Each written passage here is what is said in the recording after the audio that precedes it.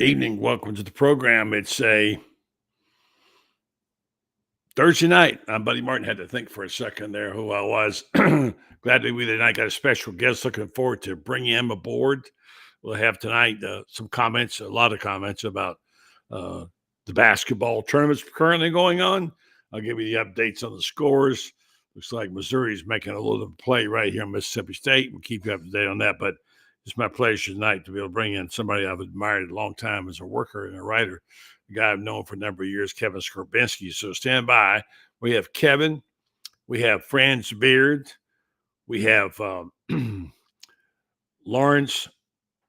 I can't think of my own guys. Come on, Brain. We have a lot of guys. All right, stand by. We'll go get Kevin after this timeout. And the program tonight brought to you by a new sponsor. Our sponsor is Ernie.com, where you can get your brackets. Yes, we're going to partner up with Ernie, and you get your brackets, and you win some money, and your school can get some stuff. Stay tuned. I'll be able to tell you probably in a minute about who the rest of the guests are.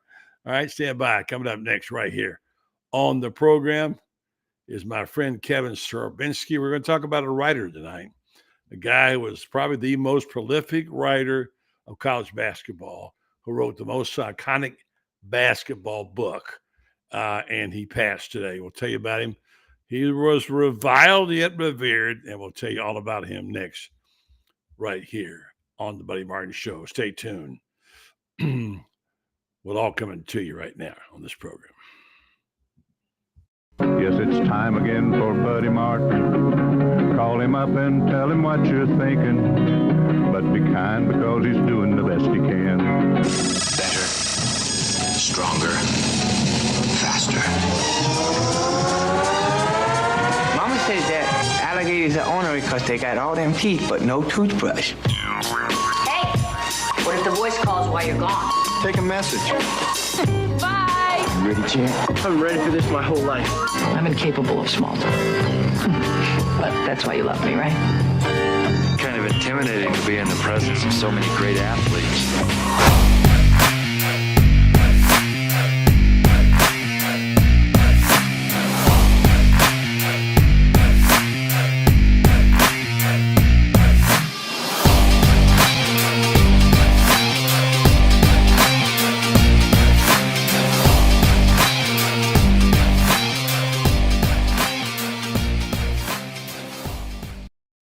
Evening and welcome to the program. I'm Buddy Martin. Now, we'll be able to tell you the members of the guests tonight. I'm a bit tongue-tied tonight for whatever reason.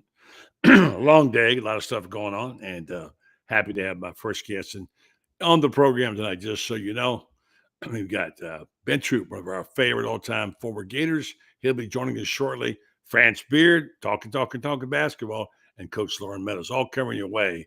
But right now, it's time for me to go to the Orange and Blue Room. It could be Auburn, it could be Florida, and let you meet a guy that if you've listened to the other programs here on Sidelines, you know him already quite well. Speaking of prolific writers, he's one distinguished writer, works out of Alabama. I'm going to get him to tell us all about his writing. Say good evening to Kevin Scarbinsky. See, I got it out. How you doing, buddy? Good, Kevin. Good to see you. It's great to see you. This is something we should have done a long time ago. I don't know why. We just didn't get a chance to do it. And enjoy your show in the mornings and all your other work. So before we get into the subject at hand, which is tonight, is a guy who was the probably most prolific basketball writer of books, not probably was, and John Feinstein. Everybody knew John, 48 books, unbelievable.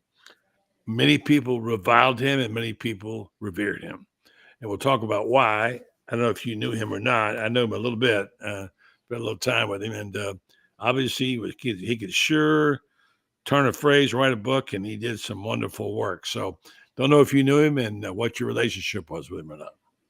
Well, I knew of him more than I knew him, but he helped me out tremendously once at the 1994 Final Four in Charlotte. Our Auburn beat writer then at the Birmingham News had learned, he thought that Mike Bray, who was a Duke assistant, was about to become the new Auburn head coach. So my assignment, I was covering the Final Four. was to do a profile of Mike Bray. And so one of the first people I thought of to interview was John Feinstein, because he knew the Duke program so well. Yeah. He was an iconic person in college basketball. So on the shoot-around day before the semifinals on Friday, I went and found John. Now, I didn't know him at that point. Had never met him. Told him who I was, told him what I was doing, and he said, "Are you sure Mike Bray is going to be the next Auburn coach?" He said, "That's not what I've been told." He said, "You might want to check with Mike." So I immediately, after Duke's practice, either before or after Duke's shoot around in Charlotte that day, I went and found Mike Bray, and he said, "No, I'm not going to Auburn. I'm going to stay at Duke." And so we had to do a little bit of scrambling, because back then, in the day, buddy, at newspapers, you only printed once a day. Yeah, exactly.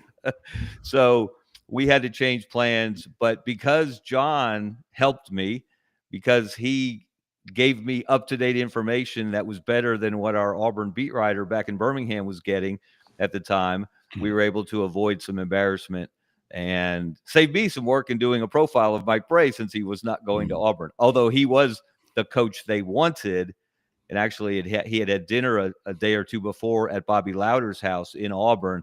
So he was very close, but at the last second, he changed his mind and decided not to take that job. They ended up with Cliff Ellis, who did a very nice job on the Plains. He won an SEC championship, won 29 games back in 1999, got to the Sweet 16 that year, got to another Sweet 16. So I was forever indebted to John for, again, helping me out and helping my newspaper out to, again, help prevent us from some embarrassment, printing the wrong story. Yeah, there are many stories like that out there with John. He affected a lot of people, very knowledgeable, had a lot of contacts.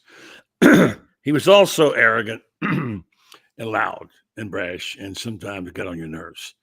I knew him mostly through Dave Kendrick and the guys then at the Washington Post, and they usually had a house in Augusta where they all stayed, the Washington Post.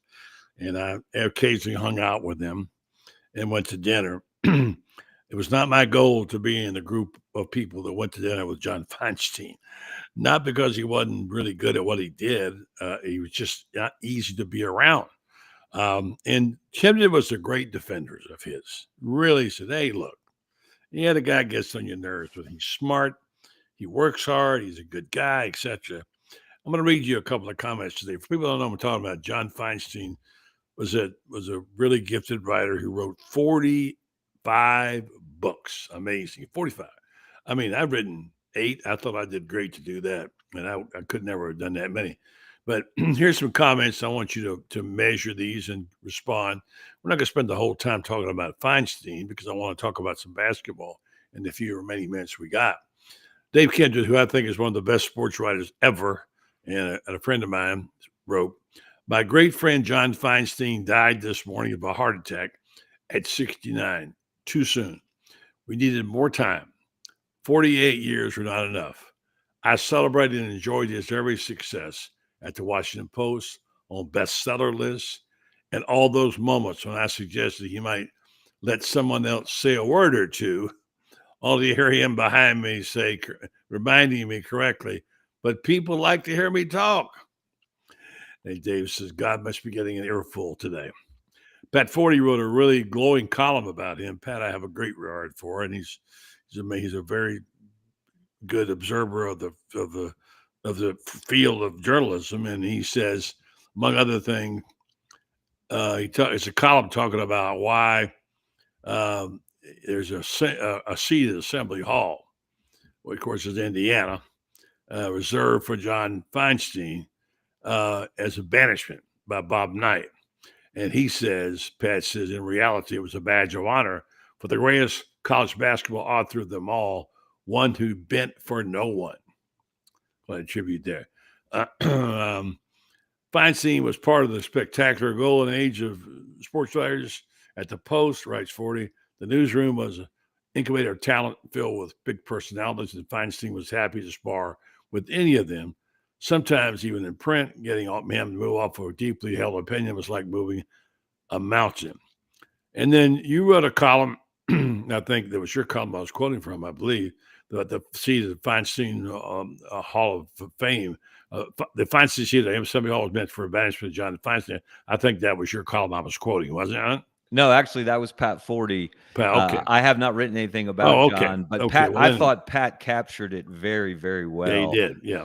And you know what stood out to me also in Pat's piece, buddy, was what separated John from a lot of journalists, a lot of sports writers, was his dogged determination to stick with a story, to get the small detail, to hang around, to be there day after day, week after week. It is still one of the most amazing accomplishments in sports journalism that he got Bob Knight to agree to let him hang around day after day for that season on the brink basketball season.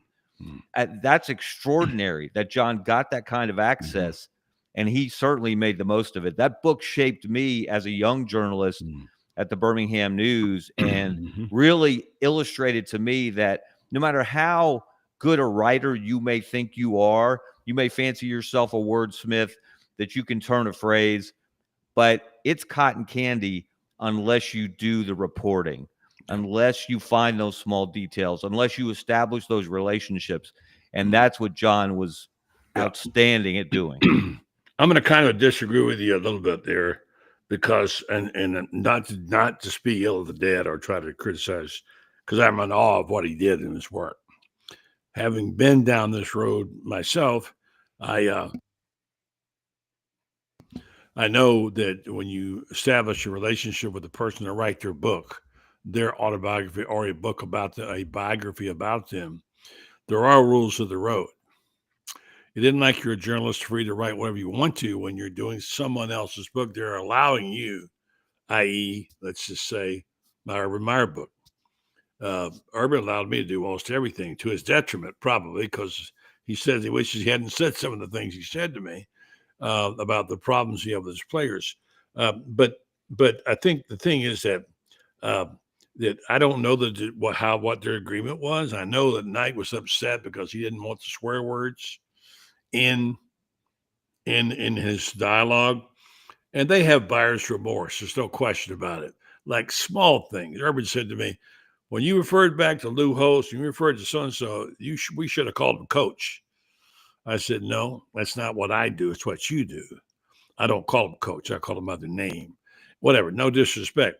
So there are some fine points of a biography when you agree to do one, because he's letting you do he's giving you stuff he doesn't give anybody else, and giving you access. It's just a trust. I'm not saying this is like Feinstein violated that, but I don't know what the rules were or what the agreement was, and that was the bigger disagreement. And to his credit, he stood up under the harshest critic of media in the country, a guy who was a real jerk, who embarrassed media people as many times as he could, Bob Knight, and he did the book anyway the way he wanted to. Good for him. But there is that little bit of gray area. I'm not saying that we just say, well, we're doing this book as a partnership where, I think John got all the money on that one. I didn't get all the money with Urban, but I got a pretty good chunk of it. Anyway, just small things like that. But I think it was an important book because it changed the way we looked at things. It changed the way we wrote books. It changed the way that we fed people pablum and said, look, we're going to give you some hard stuff now. So, so that was he certainly was impactful, and I give him all the credit in the world. Was around him many times, had dinner with him several times, had him on my show a couple of times. And so he'll be missed. His voice. So just a real quick example, he would take a story and he would own that story in a book. He came out to the PGA Tour late and decided to do a good walk spoiled. And I'd been covering golf for 25 years, and I kind of resented the interloper coming in and kind of making his own personal playground. But he did get to know David Slav really well, and he got to know and he just hung around until he absorbed every little detail, which is what a good journalist does. And then he wrote the book. Anyway, the point is that, real quick, RIP to John Feinstein, who's gone now at 69, way too soon. Let's talk for a couple of minutes about hoops we got the tournament going on right now. Last time I looked, Missouri was a leading Mississippi State. I don't know what the final score or if they're in the final score. What do you think so far? The SEC, is it going the way you think? And do you think Auburn's going to pull it off? Well, I've just been so impressed, buddy, by watching all these teams in the same place at the depth and breadth of talent across the league and the intensity at which they're playing. Even teams that have already assured themselves of getting in the NCAA tournament, they are laying it out there, everything they've got. And then the teams on the bubble are certainly doing that. And so it's given me a new appreciation for what Auburn has done to go through this league this year and win 15 games out of 18, to clinch the regular season championship with a week left in the regular season.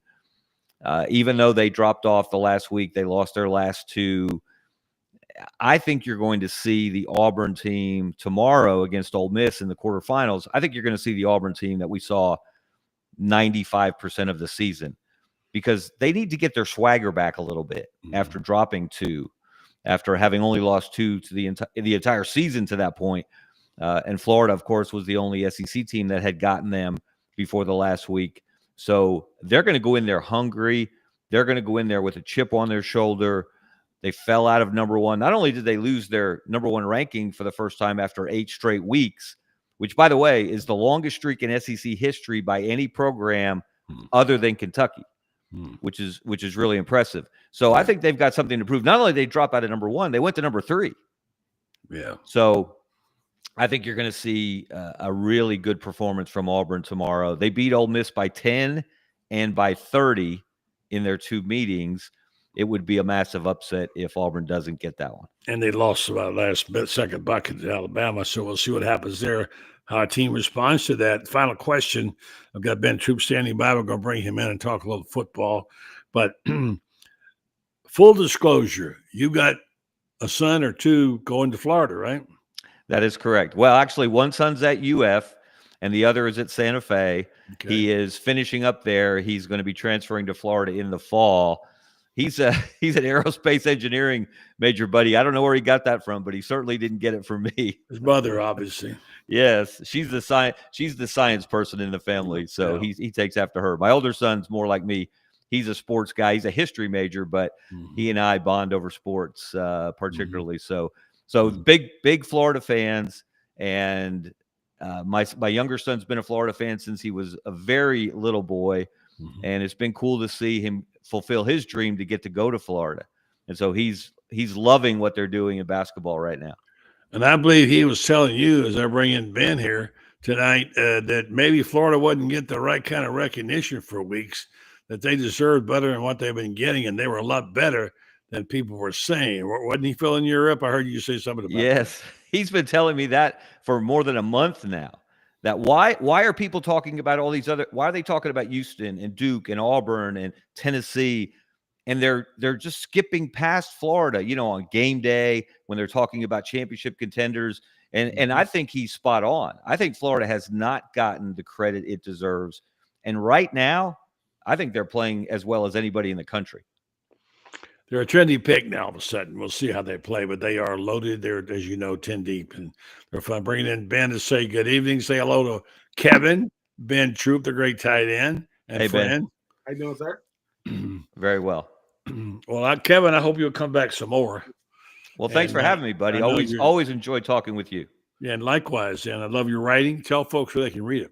Yeah, best thing to do, follow me on X at Kevin Scarbinsky. You can keep up with my columns in the Birmingham Lead. I also have my own website, kevinscarbinsky.com, that I do some extra things on, especially during this NCAA tournament.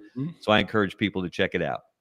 My son Brendan tells me you're a social media dog, man. You really go after it. I have to, because the hounds are on my heels from Alabama and Auburn. Yeah. And in the last week, I've been getting a lot of hate from the Duke folks. So I'm sure that will good. Continue. That makes you a pretty good guy then. I like to think so. Thanks, Kevin. Come back. Thanks, Appreciate buddy. you, Good buddy. to see you guys. Bye. Have a great night. Good evening. Yeah, thank you. And the great Ben Troupe joins us. I want to just mention, if I may, if I can get this up on the screen, that we have a place to get brackets now. and it's a new association that we have joined up with. March Madness is here, so is the Ernie Cherney, first ever intercollegiate bracket challenge. Think you got the best bracket? Prove it against Bama, Auburn, Georgia, and the entire SEC. The school with the most points, if you enter this and get the points, you take home the Ernie Cup, the highest scoring bracket, $5,000. Florida fans, this is your chance to see who runs the SEC country. Don't let rivals take the crown. Rep your school and bring the Ernie Cup home to Gainesville. Download the Ernie app and go to Ernie.com to enter right now. I'm going to do it. And I don't know where you get your brackets from. I don't see any reason why Ben Troupe can't do the same thing. Oh yeah, I'm gonna definitely try to jump in, buddy. I think that's another thing that brings us together or separates us. If you're talking about opposing fans, is these bracket challenges. But yeah, I'm gonna definitely jump in that thing. Yeah. That's the one thing that we haven't been able to figure out. The SEC bracket is one thing. The NCAA bracket. I remember not too many moons ago when Warren Buffett came out and said, "I will give $1 billion to a person that gets a perfect bracket." Yeah. And everybody was putting out brackets, not realizing. Yeah. Do you really think Warren Buffett thinks somebody's going to have a perfect bracket? Really? No. Yeah. Yeah. Let me also mention our friends at Meldon Law, who also sponsors this program. Meldon Law, they do a great job for you in terms of your law. They also love the Gators. They're the only official law firm of the Florida Gators. And if you need a lawsuit looked at, or maybe to have someone take a look at what you're doing, they're your guy. They'll take care of what you need to get done. I'm having some work done now.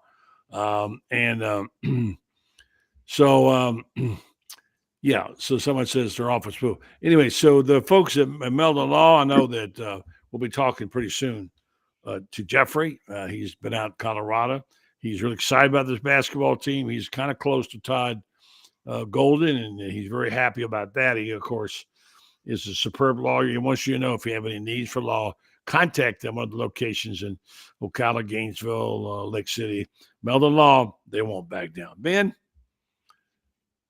before we get into bracket talk, I never did get your response after the announcement that DJ Lagway would have limited participation in spring, if that concerned you or if it's a warning sign or just something that needed to be done.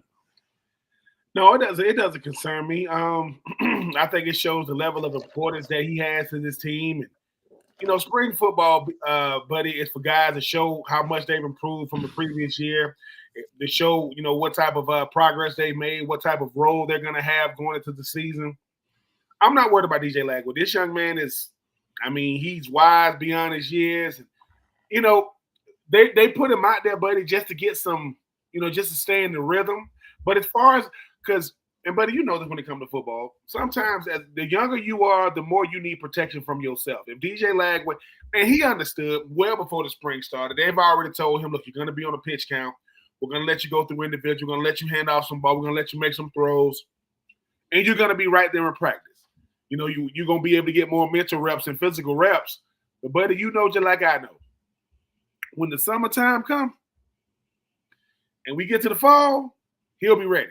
And that's football in general. And yeah, you would love for him to be healthy, but I think the spring is becoming more about development and less about the spring game as we come to understand. But no, I'm not concerned for two reasons. One, I've seen DJ Lagway in real life action.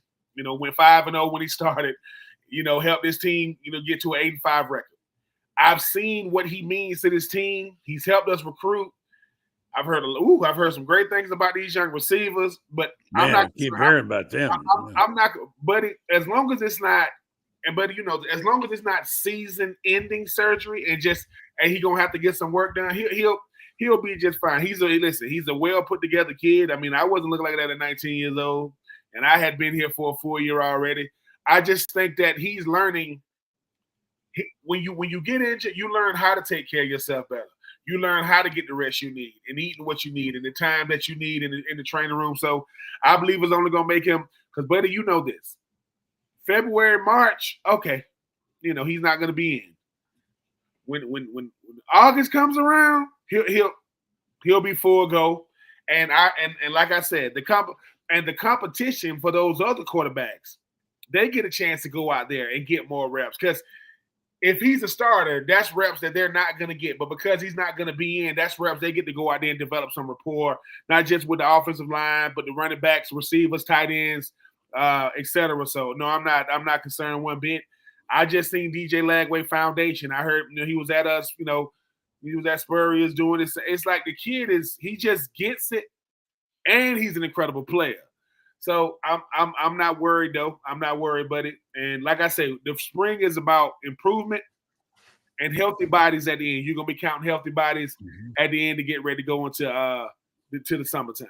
So I'm not. A lot of talk about the defense, especially after that recent Ron Roberts interview. It's good to hear them talking more about and explaining things. They got to have good communication off the field. And he's going to call the plays from the booth, leaving the on-field responsibilities to his assistant coaches, probably where he works best. He says, I hadn't thought about this. He said people are really good at stealing signs now. They really are. They're whoever thought that'd be a problem, right? He says we've added several guys who are going to help be huge for us, meaning Benny Sinceri, Darren Wilson, Robert Bala, and all of them. Some of them are amazing coaches. It's going to be a collective effort moving forward. So apparently, I didn't know that the ceiling signals was that big a thing anymore. Is it? Well, yeah, but it is, and I know I know they made the big thing about the sign stealing stuff with the guy from Michigan. He's got a Netflix special, buddy. When coaches get caught doing these things, people go crazy. But it's a part of. There's a culture of football that people are shocked when they hear about it. Sign stealing and trying to pick up on different type of cues. But that's why you see on the sideline now, buddy. I mean, people say Oregon kind of over-exaggerate. You'll see 4 guys having signs. You see 3 guys with different hats on, because that's how sophisticated you have to be. Because, buddy, think about it. You got a person on your sideline, whether formal or informal, paid or unpaid, that's watching that other. All they do is watch the other sideline. They just watching for signals, and you always trying to get a different read, a key on something. So yeah, buddy, I'm not surprised at all. I mean, you will be surprised, buddy, at the end of games if you can mic up all the players. A player comes up to another player and says, "Man, y'all know that every time y'all do this, you know that every time y'all gonna." And mind you, these are things that you wouldn't even know that, hey man, y'all kind of giving away certain stuff. Well, if I'm a 55-year-old offensive coordinator, defensive coordinator, I don't got a lot of nuance to me. This is what I do. I send in the plays, they come back. So I do think that it's a way of just being fresh and new every week. And the players got to be able to understand that, but yeah, I'm not surprised one bit. I see somebody, was it Jonathan Harris say, being is DJ a Heisman contender? Absolutely, he's a Heisman contender, right? Absolutely. I mean, yes, freshman All-American, help Florida get to 8-5 record, the hardest conference. I mean, the hardest schedule in the world. Absolutely, but I think what makes DJ a Heisman contender is what he does on the field and the type of teammate he is. I don't think he cares about numbers, but he trying to light it up. But yeah, if DJ Lagway is not a Heisman contender, then they don't exist. Then nobody is. If he's not one, show me who is. Yep, the young man gonna be poised to hopefully be really, really good in 2025. Yeah. All right, let's bring in Franz Beard here tonight. Franz has got a really nice piece up tonight on why he loves basketball. Got some old pictures in there of Franz. He looked pretty good 30 years ago, I must say. And he joins us now, and also as part of the new brackets we're going to be talking about, Ernie.com, which is a company we're doing some stuff with. Franz will be our main bracketeer out there, and we're going to be joining you. Hopefully you'll get in there and get involved, Franz, because these people have a chance to win the Ernie's Cup and bring it here to Florida if you get in there and compete enough against some of these other teams like Auburn. So what's going on, Francis, and how are your brackets these days, or you're thinking about doing? Well, I think that we're going to have a very, very interesting time. You know, I was on a show this morning. I was on with Rob Brown, and the question came up, well, the SEC, people are going to look at the SEC and see how many losses they have. And I said, they're going to have 13 teams in there, maybe 14. If an SEC team wins a national championship, that means you're going to have 13 losses. I mean, you know, it's ridiculous at this time.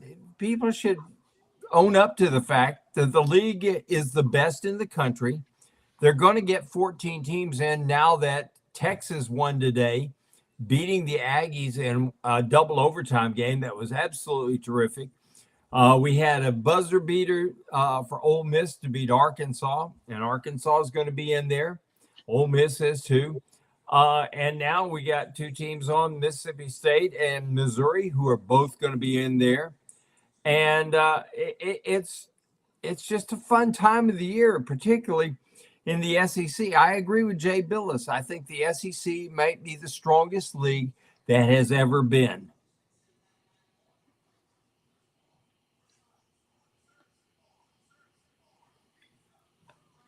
I think Buddy's muted. Buddy, I think you muted. I don't read lips, buddy. I know. I'm good. I'm just trying to get to fix some problems here with the. I knew that I was on there for a reason. I'm trying to fix my You're internet trying to problems. see if Ben and I can read lips. I know. Yeah, it's the problem I got is to do with the internet. That's the thing. I've gone all out to try and fix this to the point of ordering the best equipment there is to try. And the place I'm in is just really hard to get a clear signal. I spent thousands of dollars and many, many hours and had people in. I'm trying to fix this. I apologize. We're doing everything we can to try to control it. We're inside of an apartment building, and they only allow us to have one service. That's it. So we've ordered the Starlink. I'm not sure we can get it up or not. If we can, we're going to do that. So that's why I'm going off to try to figure out. My executive producer tells me how much this signal sucks. So I apologize, folks. All right, so let's get back to the matter of Ernie's, which is a company out of up north that does this. And Franz, you'll be kind of repping them. And I'm not a big bracket guy. Ben, are you a big brackets guy? I like the meltdown, like because I know my bracket gonna get busted, but I like the fact that it's always gonna be a guy that it's the they'll get the SEC tournament right, so they'll go, oh dude, this the year. No, you're not gonna get the NCAA tournament right. I don't listen. Aristotle, Dalai Lama, they would get it wrong. They're not gonna get it right. And the reason why you're not gonna get these brackets right is your worst nightmare is a bracket. There's no way a 16 is gonna be the one. Ask Kentucky. Yes, it will happen. It's rare. It's rare. This goes back to 2 years ago. You had one blue blood left. It was what was it? Fresno State, Miami, San Diego State, and UConn. And who won it? UConn. So, I love this time of year because everybody think, okay, people got some of the weirdest strategies when it comes to their bracket. You got the people. It's just gonna go chalk. It's just gonna go chalk. We don't know because Buddy and Franz, you got to play your best day. You know who got me superstitious or lack thereof when it comes to brackets is freaking Florida. We'll do we'll make a crazy shot, and then we'll lose by one.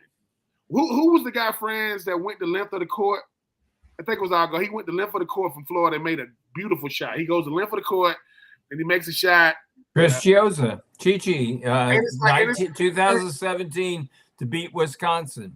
Listen, Christian Laettner, which listen, for all of you don't know, that's gonna be the number one on Netflix. We're gonna see Christian Laettner when he was at Duke. Okay.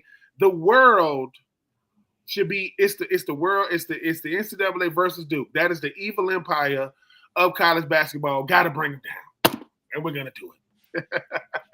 Well, the Dukies may be in trouble. Cooper Flagg came down, high ankle sprain. and I don't see how he's going to play again. At least, at least in the ACC tournament, they won today without him, but they got to play North Carolina tomorrow, and I just got a feeling that the Tar Heel crowd that's going to be packing the Charlotte Coliseum is going to really be back in the Tar Heels. And I think they've got something to prove too, because Carolina is not used to being on Joe Lunardi's last four in line. And that's where they've been. And I think that they feel like they've got something to prove. And this is what makes Buddy and Ben, this is what makes this time of year so fun, is because you get teams in there that feel like that have something to prove. You have that, for example, the NCAA. Feinstein, because you get a lot of 4-13 upsets.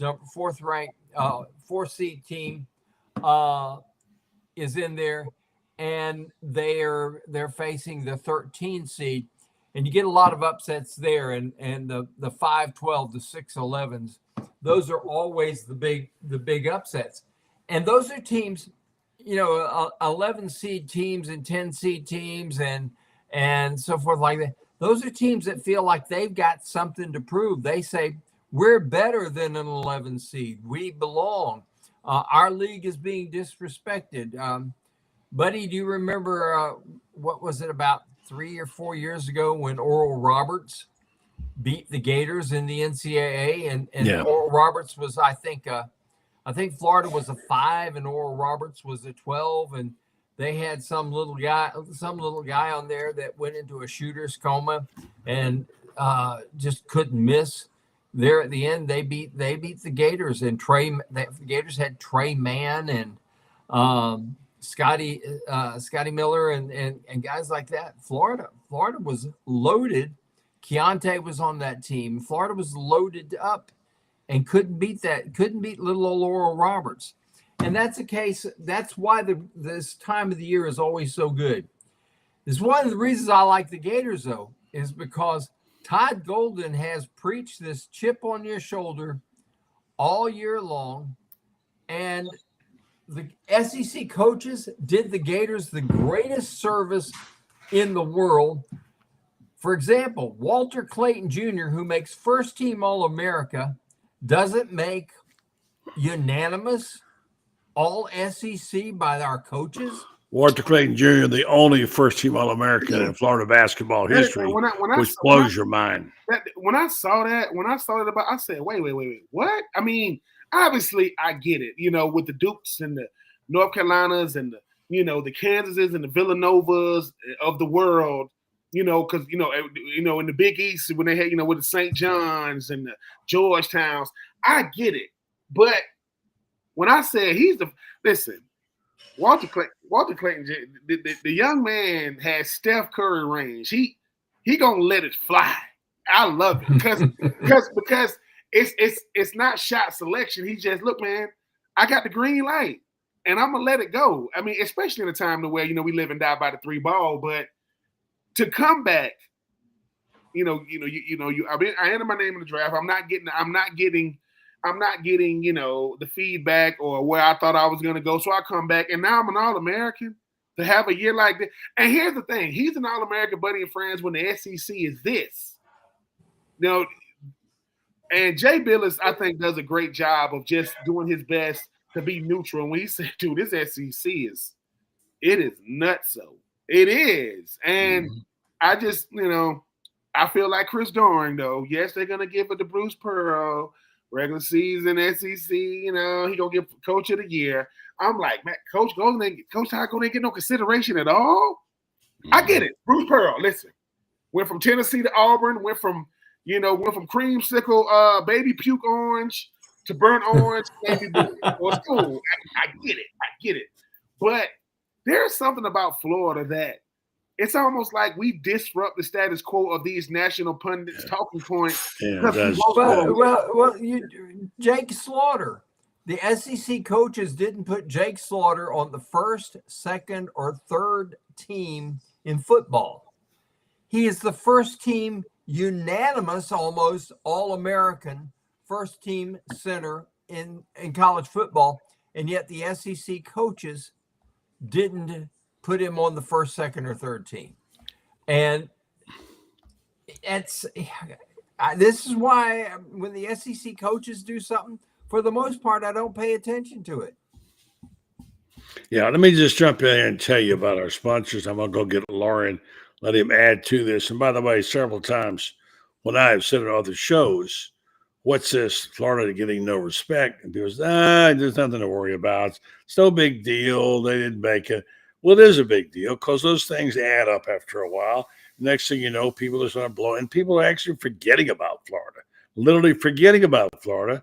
And I sound like a homer, and I kept saying all year, this isn't right. They beat these two teams, and they're saying it's more important for a quad one than it is head-to-head. So that's disruptive. Meanwhile, let me tell you about Titan MRI and Imaging. Right now, Titan MRI and Imaging, they acquired Highfield MRI. Joe Coloria started Highfield MRI in 1997. Now he's back, Titan MRI and Imaging. Now has 3 locations to serve you, 2 in Gainesville, the Park Avenue location, and now at the Millennium. Also, they want you to know they can now take your insurance. They have ways of being able to do that. They offer you the opportunity to customize your appointments. Same great customer service. Now you can, they accept insurance. So check them out if you need a CAT scan or Titan or an MRI or whatever. They'll make it convenient for you. They'll make evenings for you if you're available. You'll be glad you went and saw them. Titan MRI and Imaging as we go to Loren Meadows, who's been on more than he's been on more programs lately. He's like Brent Musburger used to be. Every time you turn on the TV, just saying, "What's up, Loren?" How y'all doing, man? I want to throw in there. I heard you talking earlier to the gentleman. One of my favorite books as a sports fan, really books in general, is A Season on the Brink. So rest in peace to John Feinstein and yeah. And we talked about that earlier, as you pointed out. And yes, I don't know if you read the book. You probably did, I'm sure. And Franz, you know it well. Yeah, it was the biggest bombshell there was in college sports, and and it's a little nuance there because, as I was saying to Kevin Scarbinsky, the very fine writer from Birmingham, who does a great job in broadcasting and also writing, that when you do a book with someone and it is their book and you have a business partnership, you kind of have to have the rules of the road, and you'd like to be able to apply journalism. But when you're telling their story, they have the right to make it their story. Now, I don't know what agreement there was between Feinstein and Bob Knight, but in the end, when Bob Knight told him he didn't want certain things in the book, like just don't use swear words I use, Feinstein said, basically, screw you, I'm doing this book myself, and he did it. And Bob Knight just eviscerated him and just called him every name in the work and in the book. And anyway, bottom line is he died today, and he wrote 45 books. And I say he was very much revered, but somewhat reviled by some. I don't know if you guys, friends, I know you know that. Yeah, I do. Good, here's the difference between Feinstein and Dan Jenkins. Dan Jenkins could write a book, and he could go scorched earth, and everybody loved it. Feinstein would go scorched earth, and always people had something to say about it. Doesn't change the fact he was a fine writer. He was a fine writer, no doubt about it. But the method to the madness was different with each guy's. Give me the choice of reading something Dan Jenkins wrote and John Feinstein wrote. I'd read Dan Jenkins 100 times out of 100. Yeah, different styles completely. I don't know what you got out of the book, Loren. You obviously liked it. Tell me what shaped you with that book. Well, for me, I mean, obviously at the age that, the book came out, I was a middle school athlete. And, obviously that was one of the first Final Fours where I was kind of completely dialed in from start to finish. And actually, the season, the actual season, the Brink season, I won the Stivers Middle School basketball pool. So, so when Keith Smart hit that shot, nobody was happy to be. We got a gift basket or something. But just going back and being a coach at the time, and I mean, and then getting into coaching, just going back and just the discipline, some of the expectations, Bob Knight wasn't a saint, but, from asking young men to go to class, to behave like gentlemen, and I know sometimes there's some hypocrisy, some people would say, but, I just tried to, use those same principles in my coaching and the fundamentals that Bob Knight preached. And, Franz knows the X and O's of the motion game and the expectation of defining roles for people on the team, I think is very important. And I think Bob Knight did that, particularly for that 87 team. So just, how they came off that season was extremely disappointing. To then win the national championship, Bob Knight's last, was just interesting for me. Do you know what I remember about that season, most guys? I remember Florida getting screwed in the Elite Eight game by Syracuse, by the Zebras, who literally gave it to Syracuse. They were not going to let Norm Sloan have it. They gave it to Syracuse. I still can't believe a few of the calls down the stretch there. The Gators, I thought the Gators could have and should have made that game, made the Final Four. And you know who they would have played had they made the Final Four? They would have played. They would have played Providence, Rick Pitino and Billy Donovan. Right. That would have been, it's amazing. It's almost incestuous when I look back at the stuff I've been able to cover and how it's all tied and how much of it's tied into Florida. I mean, it's like I become friends with Dean Smith, and as a result, I get to know John Lotz, and he becomes the coach here, and Norm Sloan comes back to coach here, and so forth like that. It's absolutely mind-boggling, but we've had such success here. And I'm when we talk about books about Florida, about basketball, I would strongly suggest everybody get a copy of Bill Koss's wonderful book called Pond Birds. Yeah. And why they call them that? Yeah. Mm-hmm. Yeah, I've had Bill on a number of times. I have that book in my library too, as a matter of fact. Yeah, there's so much, and you're knowledgeable about all that, Franz, and it's good. By the way, if you really want to read a good piece, I know we all have our things that we love certain sports and certain schools and certain things. Franz has a really great column today on Gator Bait, and it's about his love for basketball, where it started, reliving all the moments, all the dares, how you stood outside. And actually a guy I knew named Dick Tomlinson I went to school with, got him in the game free, and when he was 12 years old, and it's how he got hooked into basketball and why he loves it so much. And there's really good. Go to GatorBaitMedia.com and check. It's free, by the way. We made it free for you folks. Oh wow! And, yeah, we made it free for you. So if you want to go there now, GatorBaitMedia.com, you can get Francis' column on why I love basketball, etc. It's very well done. By the way, speaking of passions, I love golf, as you know. How about today's?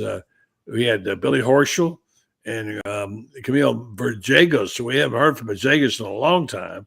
Right there near the top at the Players Championship, and also Alejandro Tosti was there today. So I really enjoyed watching I watched the event almost all afternoon. Loved watching the players and covered many of those. So it's that time. Meanwhile, we got basketball. Verzegos is your boy, right, buddy? You like him? No, not my boy. He's a terrific player, but he never fulfilled his expectations as a graduate. Can I ask you a question, buddy? Mm-hmm. How many balls have you put in the water at 17? I haven't played it that many times. Probably 50. You laugh. Try standing up there with a 7-iron in your hand when the wind's blowing. You're going to hit 3-iron or 7-iron, and it's hard. It's a little tiny surface. As you're standing there on that tee, it looks smaller and smaller. Trust me. Trust me. I came there. I had 6 golf balls left in my bag. Mm-hmm. And I got to 17, and I put all 6 of them in the water, and that was the end of my day. Yeah, your career. There you go. Yeah. Oh, that's not the best I ever did. The best I ever did was 11 in the water on number 1 at Valle del Sol in San Antonio, Costa Rica. That was my best bet. Getting back to reality, let's talk about something in the news right now, and that these 3 senior guards, how special they are for Florida. I mean, they're amazing. They have seemed like they can step up at any time. One of them can take over a game. They've just been remarkable what they've done. Enjoy this, folks. You get someone like this, Walter Clayton Jr., being the only first-string All-American in the history of college basketball. I've watched basketball a long time. I didn't know that. And, of course, you got Elijah Martin, who should have been one of the ones on the all-defensive team instead of having 2 Tennessee guys. And then Will Richard, who can light it up. He can go get shut out one night, score 35 the next. These guys are amazing. They're unselfish. They love playing together. This, guys, is a special time in Florida basketball. You know what bugs me, guys? Is they make Zakai Ziegler the SEC Defensive Player of the Year. He's not even the best defensive player on his team. I mean, I'm not kidding when I say that. He might be the 3rd best defensive player on that team. And who's the best? I can't. Let me see if I can pronounce Baker.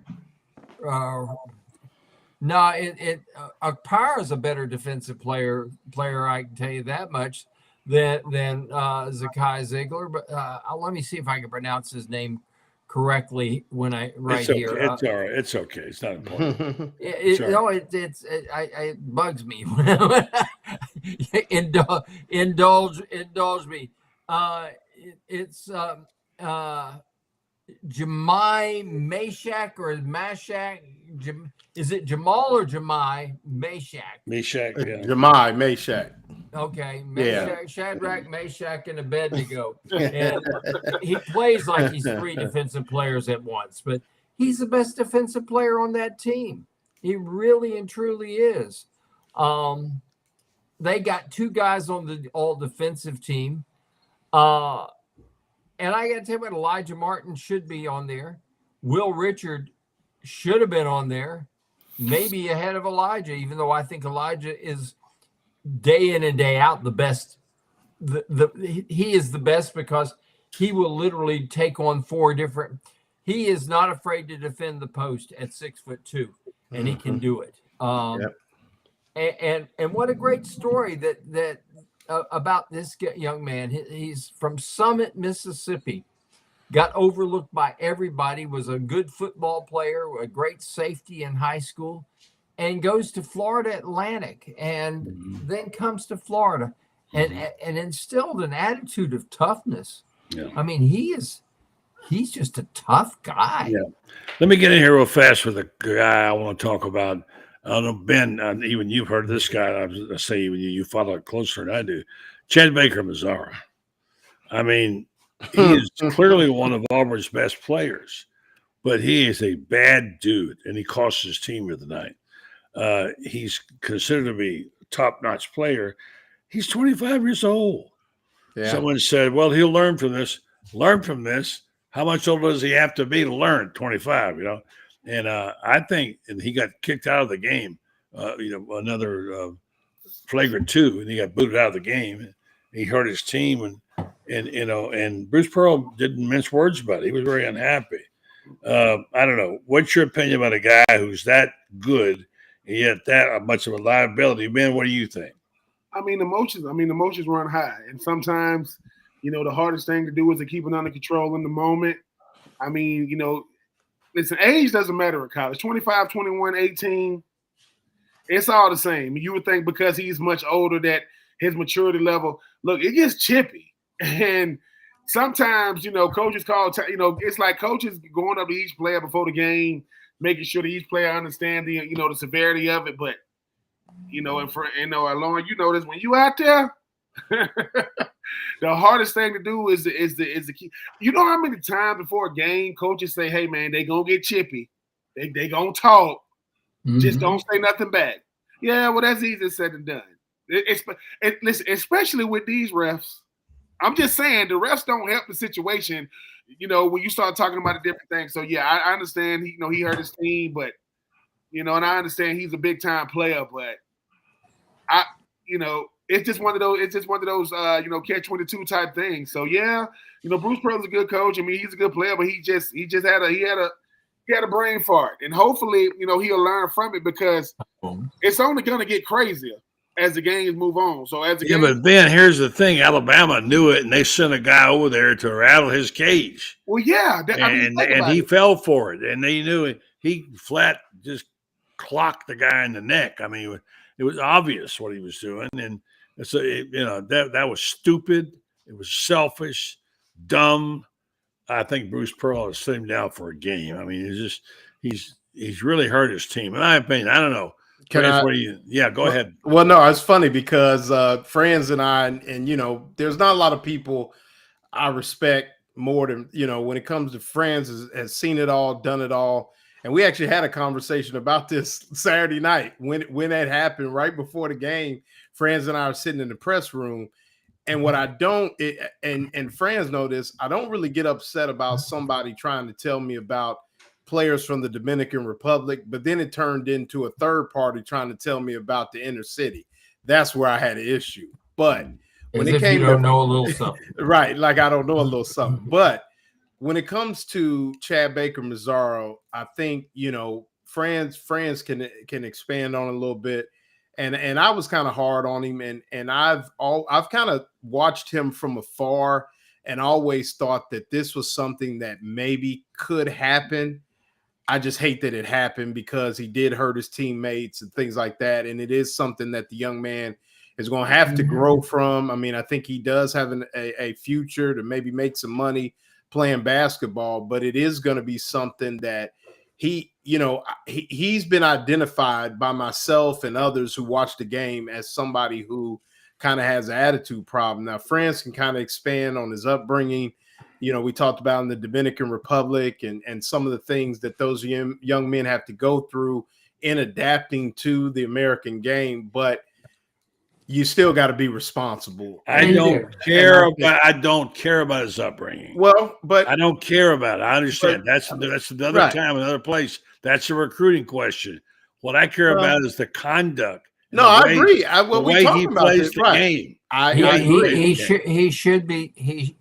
He should be held accountable for what he does. Absolutely. Now, I will say this, and don't take this the wrong way, but he comes from a place in Santiago where you play in on concrete courts and you're dribbling the ball in one hand, you got your switchblade, your brass knuckles in the other. That's the way the game's played there.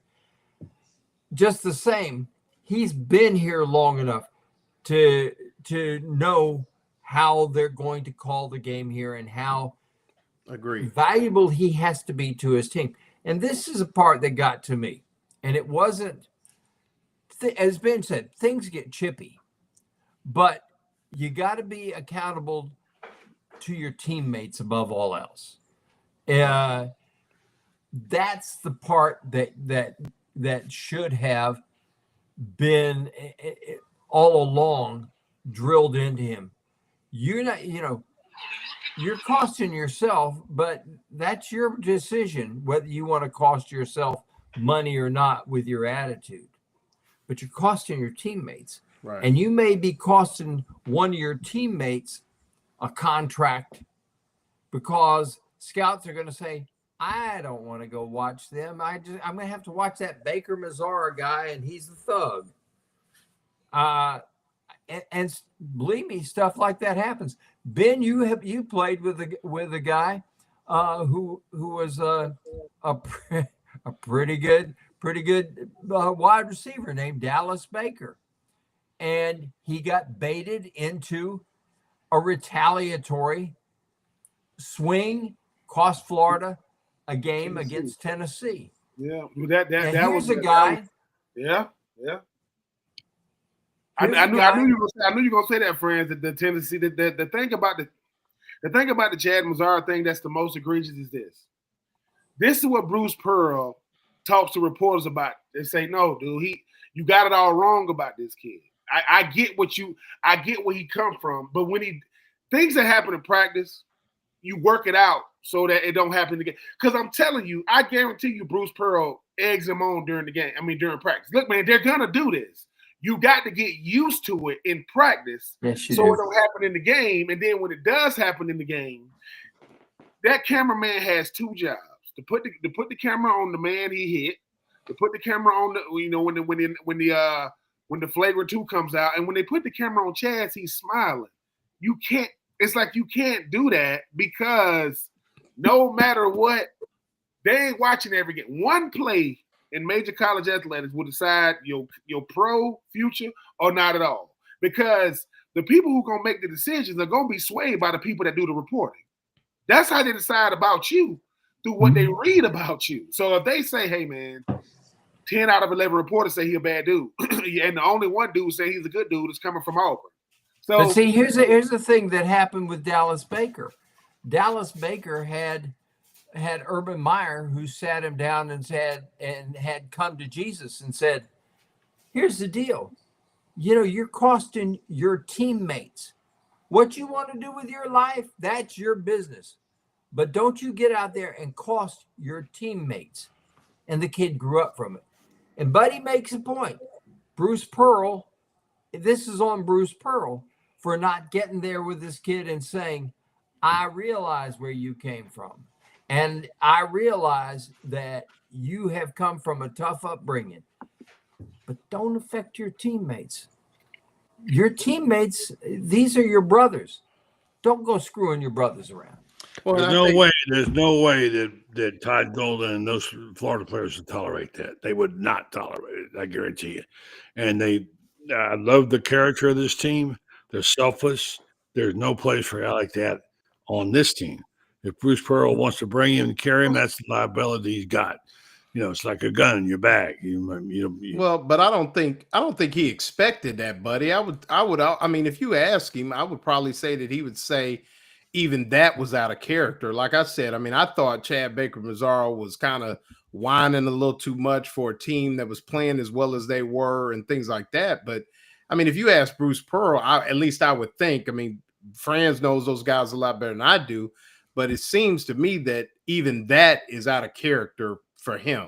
I don't know. I've seen him play at least a half a dozen times. Mm-hmm. I've noted it every single time why did he jump off the page at me? Every single game. Thinking this guy's going to be a liability at some point. Mm-hmm. I kept thinking that, and sure enough, he was. Yeah. So if I could see it, his coach should see it. Yeah. What's the kid that went to Duke? He kind of looked like Ted Cruz. What's his name? Oh, you talking about J.J. Redick, the coach of the Lakers? No, he's from J.J. Redick. He's from Jacksonville. Oh, you talking about Grayson Allen. Grayson Allen. Yeah. Do you remember Grayson Allen at Duke? The stuff he used to do. I mean, he used to do some stuff, and I just think that what happens is in a situation like with Chet. Let me tell you something. Let me tell you something about the upbringing. Not everybody. You know how many? Just because. I live 2 miles away from the chaos. We all coming from it in some way, shape, or form, because we all go to we are inner city kids, country kids. It's all. So what happens is when you come on a team, the first Dominican and only Dominican I think I've ever played with is Carlos Perez, right? He's from the Dominican Republic, and then he goes from the Dominican Republic right to Hoboken, New Jersey. You talk about a culture shock for him. So when we get to talking about the thing about culture on a team is supposed to be Bruce Pearl not supposed to do it. The culture on the team is supposed to say, look, dude, you can't do that. When we played Alex Brown and Gerard Warren and Kenyatta Walker and Thomas Moody, they wish. They'll say, dude, That'll happen one time. Because I think the thing about it is Bruce Pearl had to be telling him, and I'm not saying he wasn't. He's saying, look, man, the bigger the stage, the more poise. The bigger the stage gets, you got, because Alabama has been waiting. They say, hey, we gonna get him. We gonna get him. And it's that And part. they got him at the worst time. Yeah, they got him. Mhm. Yeah, they got it. And now, guess what? So whoever Auburn plays next, if he's on the court, what you think they're gonna do? They're gonna go after him. I'm just saying that it's a flaw they see now, and that will come to pass again. If I don't know if he's sitting him down for a quarter or a half or whatever, of course, now doesn't he have to sit out some because he was flagged on a flagrant 2, Franz? So he have to sit out? The rules are different in basketball. I don't think he has to. But I can tell you what, if he was up in Georgia playing for Kirby Smart, he'd have to run a lap around the practice field after practice. He would have to. But you know what? I mean, like I said, I've seen some things in my time in football. I've seen the great Keywan Rattler get his third pick against Arkansas and let that thing go in the stands. And we look at. And here's the thing, right? When we saw it, this is the difference in coaching. When we saw it, we on the sideline going, oh, this boy here ignorant. We loved it now. We loved it. But Ron Zook had 39 hisses. He was losing his mind. Ron Zook told us the reason why he don't wear visors is because he wouldn't make it through pregame. That stuff is all right. But here's the thing. You know, he forgave him a bit after like a couple of drives, you know, but I just think that certain things you will never see. Bruce Pearl realized that moment, I don't have as big of an impact on my team as I think I do. Because there are certain coaches, it's not going to, I don't care who the player is. I don't care where he came from. And guess what? Those are the players that the coaches want. I want the player that nobody can coach. I want the player that, coach, you can't handle him. Bring him over here. Because I'm telling you, if you know those type of players, you know, can become really, really good pros when they make it to the pros. But sometimes your culture ain't as strong as you think. And guess what the media has already done? If Auburn doesn't win it all, which they probably won't because it gets crazy, that's their scapegoat right there. Not just the player, but they're gonna say the whole team. Man, how would they let? Because like I said, the team has to have strong enough seniors or leaders that. Because what y'all don't see in practice, the stuff that happens in practice to these players that think, oh man, hey man, he from the mug, he from the nasty natty, he from Baltimore. All right, okay. Because the whole thing about it is, forget what a coach says. If the players don't respect you, you're not gonna play. The coach can trust you all day. You know, them players say, Coach, I wish you would put him out there, man. Because if you put him out there like Jack, what does it say to us? So. And I get it, man. It's one player. It's one incident. It's it's not going to end. It's not going to be the end all be all. Let's don't forget the incident of the thrown shoe. Okay, the curse of the thrown shoe. Listen. Well, hopefully Ty Golden and they take care of that. Listen. Let me tell you something. Yeah. Let me tell you something. If we would have won that game and went on to win the national championship, Marco Wilson would have had a statue outside throwing that shit. Yeah, guess what? They didn't, and he wouldn't, and he'll always remember. But what Marco I'm saying Wilson's name will be besmirched forevermore for throwing that dead gum shoe. It was dumb. Hey, shout out to Marco Wilson, though. Just signed a contract with the Bengals. Shout out to Marco. It's still working. Here's something that I remember, though. And Buddy, you can relate to it. I think Ben can too. And even though you weren't in Gainesville at the time, Loren, I think you can too. Urban Meyer had a collection of a lot of psychopaths and a couple Boy Scouts, and he won 2 national championships with that bunch. But here's the reason why he could win the national championships with that bunch was. He laid the law, and it starts at the top, and the coach lays the law.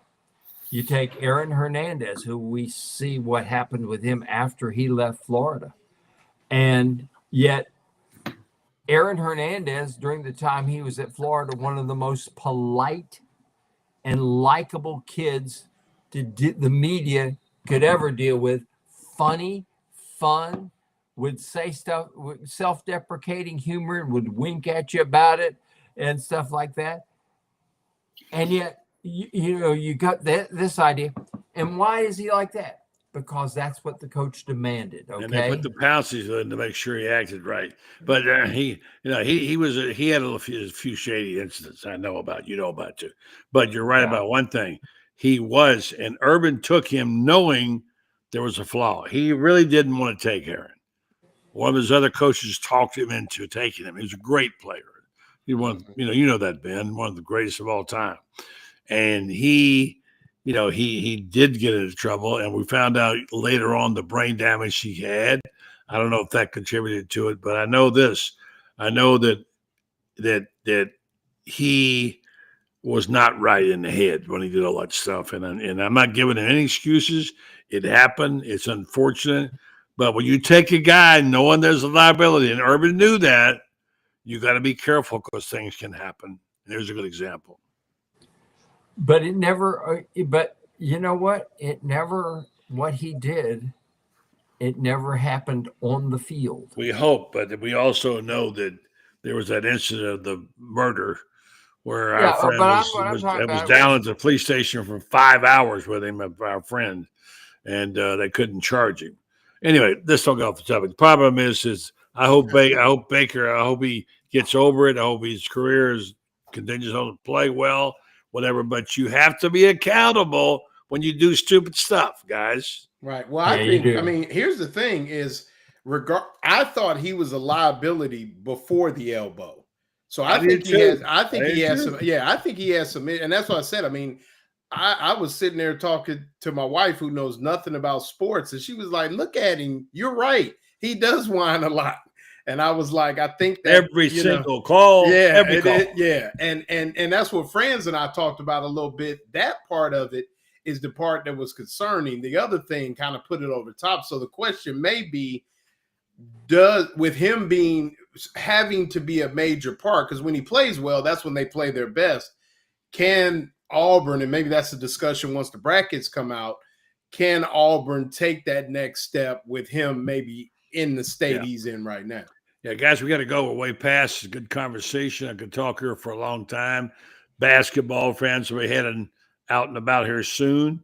He'll be headed up to the NCAAs, and he's going to bring us basketball like you never read it. Be sure and go online, read his story tonight, why he loves basketball.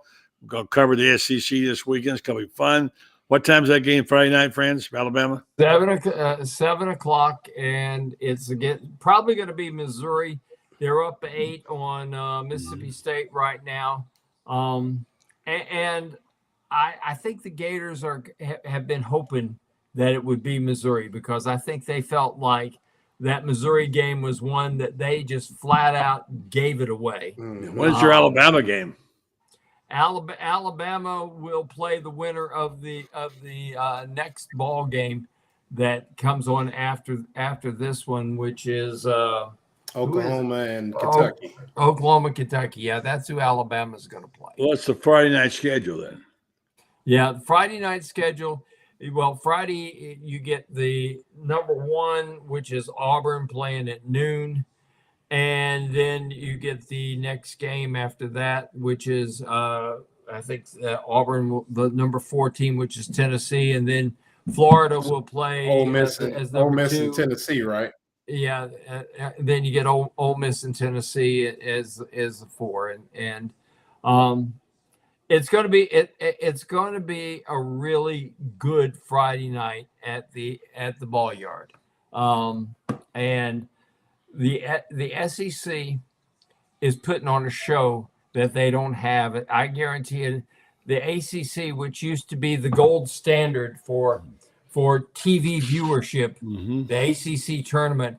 I mean, people took off work to watch the ACC tournament. Yeah. Okay. And I guarantee you, they ain't doing it this year. They're watching the SEC. All right, watch for it, folks. We'll have it right here. We got pop-up shows, and I know you got a selection show on Sunday too, friends.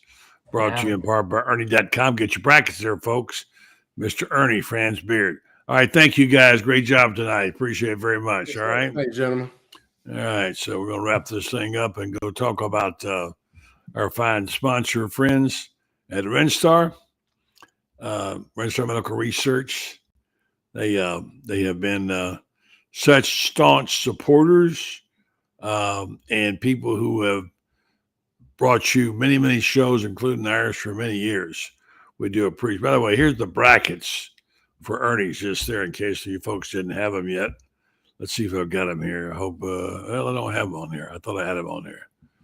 No, I don't have them. No, I thought he had. All right, so let's see. There you go.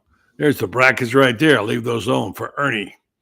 That's where you can go in and enter and pick the games. You've only got till next week to do this and represent your school. That would be Florida. And you want to be able to get the most participants for a chance to win the trophy and also a chance for somebody to win $5,000. So if you don't have your brackets yet, this is where you get them right here. This is our official bracket from Ernie. Ernie.com. You go to Ernie.com. You get them right there. So check them out. And we're all like these guys. They're good people, doing great stuff with them, and looking forward to having a chance to get to know them better and work with them. It's good people. So meanwhile, let me tell you about my friends at Renstar Medical Research. They're superb in every way. Among other things, they all Gators, which is great. And they also care about your health, particularly in the Ocala, Gainesville area. And they're asking you to please help them get people to participate in their clinical trials. These clinical trials are everything. They bring them the data they need to send off to the companies to get the right kind of care for you for certain things. They have they'll have these clinical trials sometimes on measles. Hear a lot about measles or mumps or a variety of diseases, and you participate in the trials at no cost to you or your insurance. You'll get a chance to get some special medications, and maybe in some cases even the some devices that would help you. And through that testing, they'll be able to determine exactly what it is that we need to do in terms of, this kind of thing. So I encourage you to go to renstar.net, check out their opportunities to be a part of these clinical trials and participate if you can. Renstar Medical Research, seeking tomorrow's answers for the health questions of today. All right, folks, again, thanks to our guest tonight. Good to have Kevin Scarbinsky. I really enjoyed him. I hope you did. Have him back on. He's a fine writer, too, by the way, on the lead. And he also is a very good journalist. And he's someone you want to follow. You can follow him in the mornings on the morning show Sidelines. We'll have him on here some at night. Got lots of good plans coming up here in the near future for you. And we're hopeful you'll stick with us and keep listening, keep watching on this program. It's Buddy Martin Show. We're on 4 nights a week. This weekend we'll be in a few more nights because we're going to be here for the pop-up shows and bringing you the news and all the stuff in the March Madness genre that you so love. So again, thanks once again for listening. Thanks for watching. I'm Buddy Martin. Have a great night, folks.